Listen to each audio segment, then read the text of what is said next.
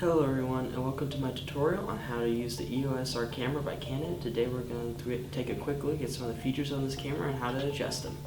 Alright, first things first, before you even start shooting your camera, you're going to want to make sure that it has a fully charged battery.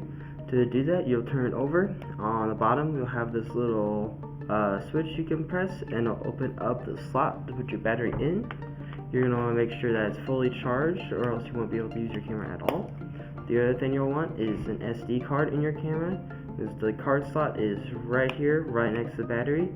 You're going to want to make sure that you have your SD card in there, or else you won't be able to access any of the photos you take on your camera.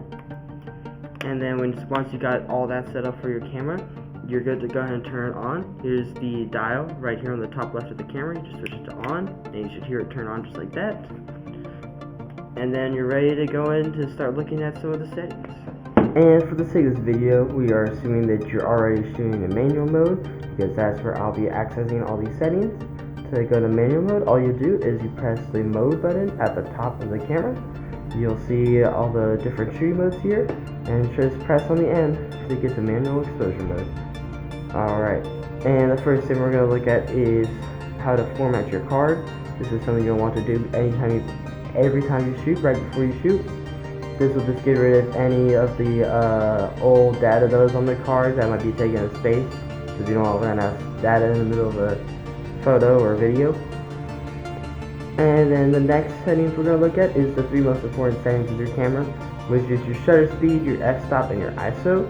To adjust these, you can just press these buttons down here at the bottom, and you can adjust them as however you want with either the D-pad right here, or you can also use this dial at the top. The importance of these is the ISO controls how much light your camera is letting in, or how sensitive your camera is to the light. Your f-stop is how big your aperture gets whenever you take the photo. This does a number of things, so the smaller the number, the bigger the aperture. And also the shallower the depth of field, so your background's going to be blurry if you have a big aperture. So if you're trying to shoot something where it's just the main figures in focus, you're going to want a big aperture. And then your shutter speed is how long your shutter will stay open whenever you press the photo button. So if you have it really slow, it's going to let in a lot of light, and if it's really fast, it's going to be a little light. It's going to be a quick picture. This can change your photo in ways, so like if you have like a really fast picture and your character's moving, it's going to be nice and clear. But if you go to one of these slower modes back here and you take the picture and your character's moving, then your picture's going to be pretty blurry.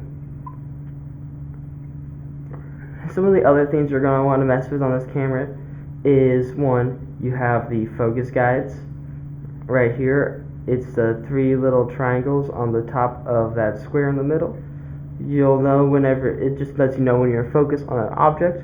You'll know because all the three triangles will meet in the middle and it'll turn green. If you're not seeing that, then you need to put it into manual focus mode, which you'll just go to menu, settings, to the AF, and then down here at the bottom you have focus mode. You're just going to put that to MF, which stands for manual focus.